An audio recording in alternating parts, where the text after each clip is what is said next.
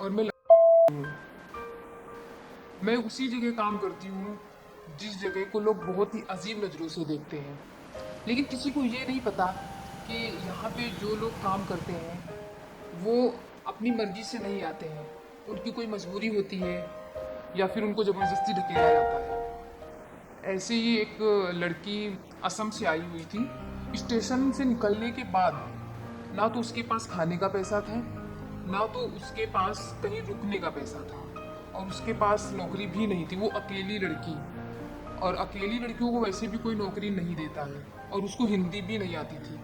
तो उसने क्या किया, अभी तो उसकी मजबूरी थी, तो इसलिए वो अपनी मर्जी से इस जगह पे आई काम करने के लिए। लेकिन काम करते करते वो उस जगह में ऐसे फंसी कि दोबारा वो वहां से निकल ही नहीं पाई।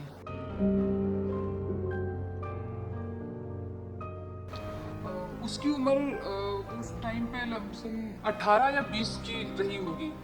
आज उसके पास पैसा है लेकिन वो बाहर नहीं निकल सकती।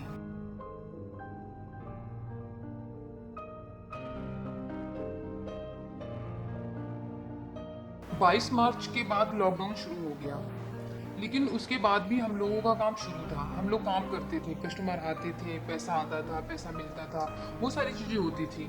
लेकिन धीरे धीरे 30 मार्च के बाद में प्रॉब्लम्स आने लगी हम लोगों को धीरे धीरे, क्योंकि जब ये बीमारी बढ़ी तो लोगों को लगा, पहले तो नॉर्मल लोग ले रहे थे, फिर उसके बाद में लोगों को लगा कि नहीं, ये बहुत ही बड़ी बीमारी है, महामारी एक हिसाब से जो चल रही अभी भी हो रही है वो चीज़ें।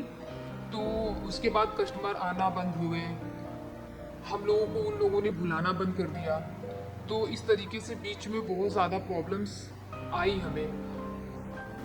कुछ लोग तो इसे एड्स भी ज़्यादा भयानक बीमारी मानते हैं, क्योंकि एड्स में क्या होता है, लोग अलग अलग लड़कियों के पास में जाते हैं, सेक्स करते हैं, कंडोम यूज़ करते हैं, तो वो सुरक्षित रहते हैं। लेकिन इस जो ये बीमारी है, कोरोना नाम जो बीमारी है, इसमें तो लोग अपनी बीवी के पास भी जाते हुए डरते हैं। ठीक है, तो बात की बात है, लेकिन इस टाइम पे क्या है ना कि कस्टमर आना बिल्कुल बंद हो गए, और हम लोगों का जो भी काम है वो बिल्कुल ठप हो चुका है। अभी हम लोग बिल्कुल खाली बैठे हुए हैं, कोई काम नहीं है।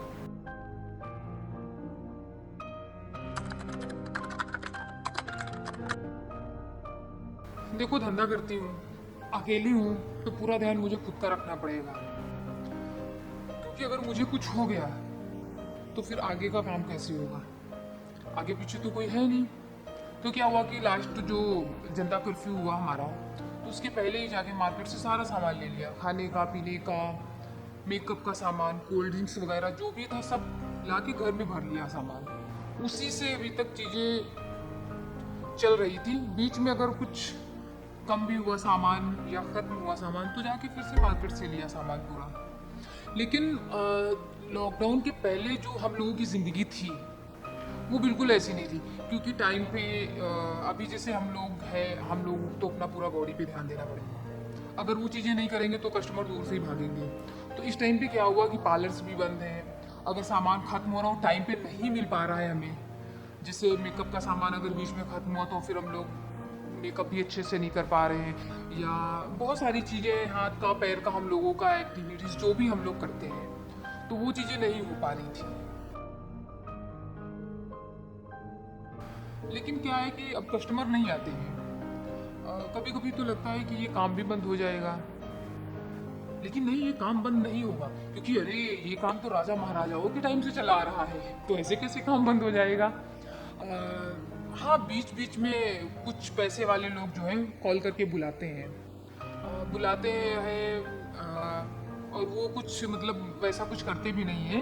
बस क्या है कि थोड़ा डांस वगैरह बोलते करो, डांस करवा लेते हैं, और शरीर के साथ कुछ नहीं, मतलब टचिंग नहीं या कुछ भी नहीं, तो हम लोगों के लिए भी वो चीज़ें अच्छी हैं। भाई जाते हैं, कमर हिला देते हैं, पैसा उठा लेते हैं, चले जाते हैं। लेकिन क्या करें, इस बीच दिक्कतें बहुत ज़्यादा आई, क्या कर सकते हैं।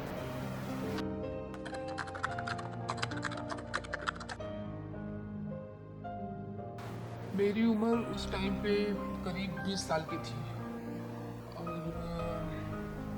उस टाइम मैं इतनी मोटी भी नहीं थी। मेरी माँ 14-15 साल की कुछ थी ऐसी, जब मेरी माँ गुजर गई।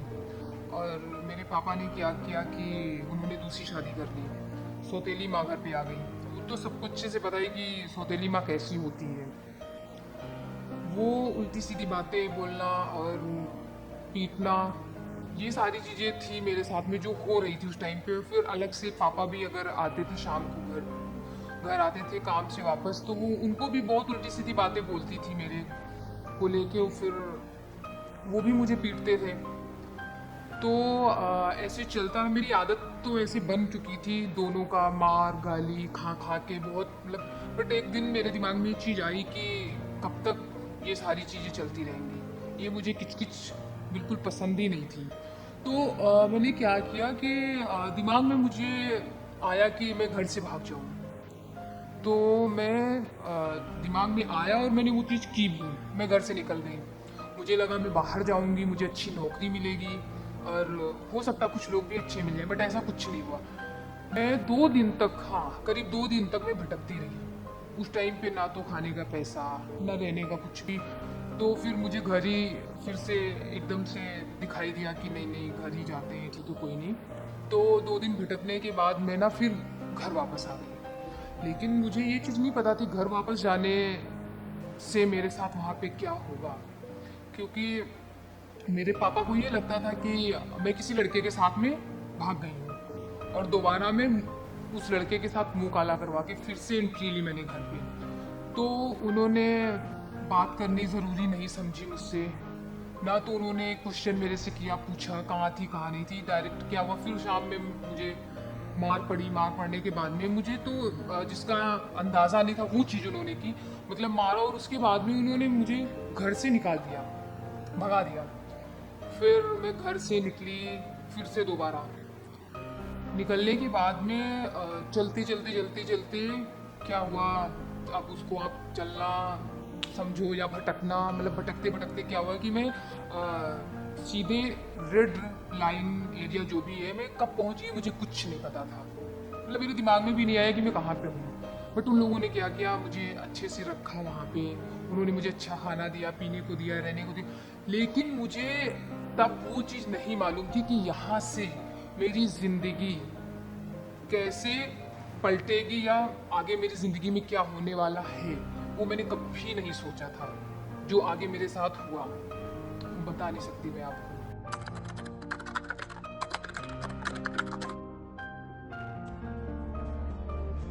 उस वक्त मैं शायद नहीं, मैं उस वक्त इंटर में ही थी।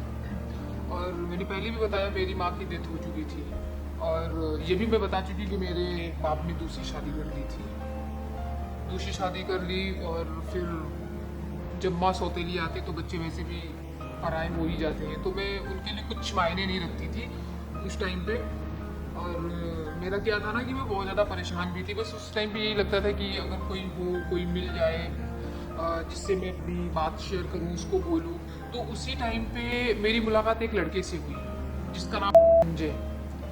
तो उससे मेरी मुलाकात हुई, बातचीत हुई और फिर बाद में मुझे पता ये चला कि उसका घर भी मेरे घर के पास ही में है। तो धीरे धीरे बात करते करते करते करते मुझे ऐसा एहसास हुआ कि मुझे उससे प्यार हो गया। हालांकि मुझे प्यार के बारे में उतना कुछ पता नहीं था, बस हाँ ये था कि फिल्मों में देखती थी, लड़का लड़की मिलते हैं, किस करते हैं, गले लगते हैं, बस यही सारी चीज़ें थी जो मुझे पता थी उस टाइम पे। एक दिन क्या हुआ कि मुझे ने मुझसे मेरी कुछ नंगी फ़ोटोज़ मांगी, तो मैंने उसको मना किया। लेकिन मना करने का मेरा ये था ना कि अभी मैं ऐसे कैसे किसी को अपनी फ़ोटोज़ दे। बट उस टाइम पे क्या हुआ कि थोड़ा नाराज़ हो गया, बात मुझसे नहीं कर रहा था। तो मैंने भी सोचा कि नहीं, अभी इस टाइम पे तो यही है मेरे साथ, तो मुझे इसको खुश करना है कैसे भी करके। तो मैंने उसको खुश करने के लिए अपनी 2-3 फ़ोटोज़ जो थी बिना टॉप की मैंने उसको भेज दी। फिर उसके बाद क्या था कि उसने भी मुझे कुछ 2-3 फ़ोटोज़, अपनी उल्टी सीधी फ़ोटोज़ उसने मुझे भेजी। एक दिन क्या हुआ कि संजय स्कूल से बंक करवा के ले गया, वो भी एक पार्क में। ऐसा नहीं कि पहली बार मैं उसके साथ में गई थी। उसके पहले भी मैं उसके साथ जाती थी, आती थी, उसके साथ घूमती थी। लेकिन उस दिन वो जब मुझे पार्क लेके गया तो वो कुछ अलग ही नज़ारा था। मतलब कि उसने बहुत कुछ मेरे साथ में किया और मुझे भी बहुत अच्छा लगने लगा। तो मैंने भी उसको मतलब जैसे उसने मुझे किस किया, हक किया, तो मैंने भी उसको किस किया, हक किया। और सिर्फ फिजिकल रिलेशन नहीं हुआ वहाँ पे, लेकिन ये सारी चीज़ें वहाँ पे हुई। फिर मेरा भी मन होने लगा कि कुछ और आगे हो, हम लोग कुछ और आगे कर सकते हैं। मतलब ऐसे तो उसने क्या किया कि उसका एक दोस्त था, उसने उस दोस्त को फ़ोन किया। फ़ोन करने के बाद में उसकी उससे जो भी बात हुई हो, तो उसने मुझे के साइड लेके गया वो बाइक से। और फिर वहाँ पे उसके दोस्त का रूम था 2 सीट का। मैं पहली बार जे के साथ रूम में गई तो जे ने मुझे अपने आप से चिपका लिया बहुत अच्छे से। फिर उसके बाद में क्या किया, धीरे धीरे वो अपने कपड़े एक एक करके निकालने लगा। फिर उसके बाद में वो मेरे भी एक एक कपड़े करके उसने भी निकाल निकाल के फेंकने शुरू कर दिए। मतलब एक जो मुझे नई चीज़ें पता थी, बट ये था कि हाँ, ये चीज़ें तो लड़का लड़की जो भी होता है, जो लोगों के साथ में होता है। लेकिन मेरा वो फर्स्ट टाइम था, तो मुझे मतलब खुशी भी हो रही थी और उसके बाद में थोड़ा अजीब भी लग रहा था कि ये क्या हो रहा है। लेकिन जो भी था वो बहुत अच्छा था। मतलब वो सारी चीज़ें मेरे साथ में उस दिन हुई और मुझे बहुत अच्छा लगा।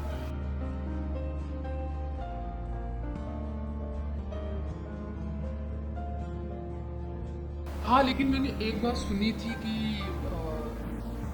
फर्स्ट टाइम खून आता है या खून निकलता है, जो भी है। लेकिन मेरे साथ में ऐसा कुछ भी नहीं था, क्योंकि मैं स्कूल में फुटबॉल भी खेलती थी और उसके साथ में मैं क्या करती थी, मैं साइकिल से ही स्कूल जाती थी।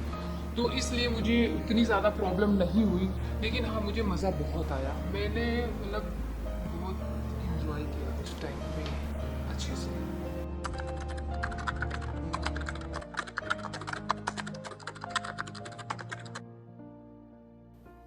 ये मुझसे बहुत ज़्यादा प्यार करता था और उससे ज़्यादा मैं उससे प्यार करती थी।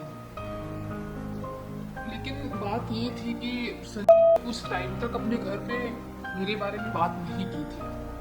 और बात जब उसने बात नहीं की थी तो फिर वो मुझे अपने घर पे रख भी नहीं सकता था। दूसरी चीज़ ये थी कि मैं बताना भी नहीं चाहती थी कि मैं 2 दिन के लिए बाहर गई थी, तो इसलिए मेरे बाप ने मुझे अपने घर से निकाल दिया। हो सकता है उसको चीज़ें बुरी लगती, तो इसलिए मैंने जानबूझ के उसको कॉल नहीं किया। फिर उसके बाद में वो दिन था और आज का दिन है, हम लोगों की ना तो बात होती है, ना हम लोग उसके बाद में एक भी बार मिले एक दूसरे से। तो रीज़न यही था बस।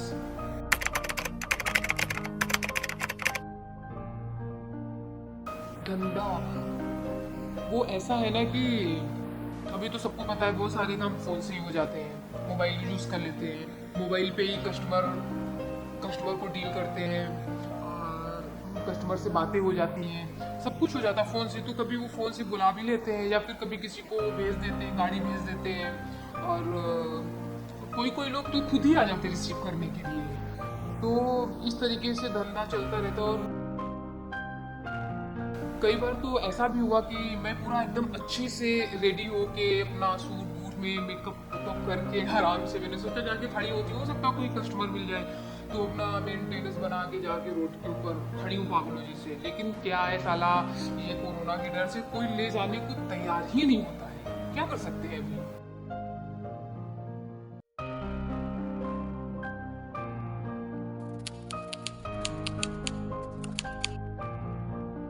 देखो सरकार का क्या है, वो तो वैसे भी बहुत सारा काम अभी लॉकडाउन के टाइम पे कर ही रही लोगों के लिए।